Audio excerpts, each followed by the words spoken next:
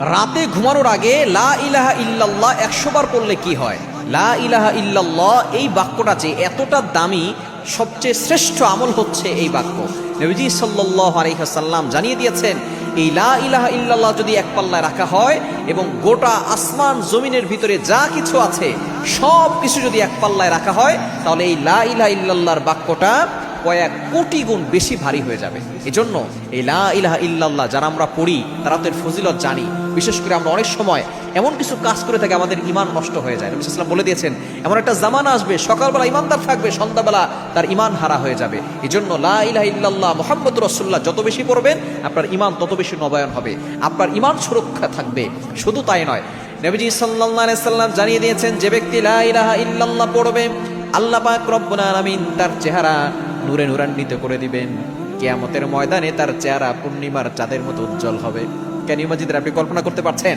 এই লা ইলাহা ইল্লাল্লাহ আপনার চেহারা সুন্দর করবে।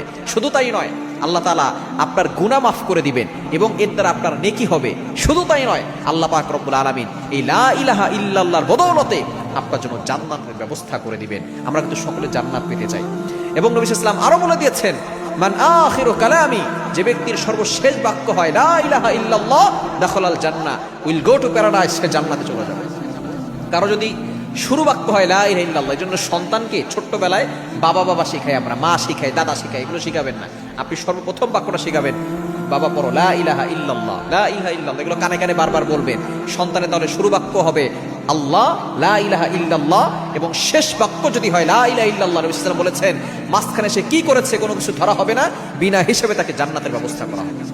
এজন্য অবশ্যই সন্তানকে ছোট্টবেলা থেকেই আপনি লা ইলাহা ইল্লাল্লাহ জিকির বেশি বেশি শিখাবেন, এবং এর দ্বারা আপনার বিপদ দূর হবে, আপনার অভাব দূর হবে, আপনার কষ্ট দূর হবে। রাতে ঘুমানোর সময় যদি আপনি এটা পড়তে পারেন 100 বার করে, দেখবেন আল্লাহ তাআলা আপনার ভাগ্য খুলে দিবেন, আপনার সকল বিপদ দূর করবেন, সকল দুষ্ট জিন জাতি থেকে, দুষ্ট মানুষ থেকে আল্লাহ আপনাকে হেফাজত করবে।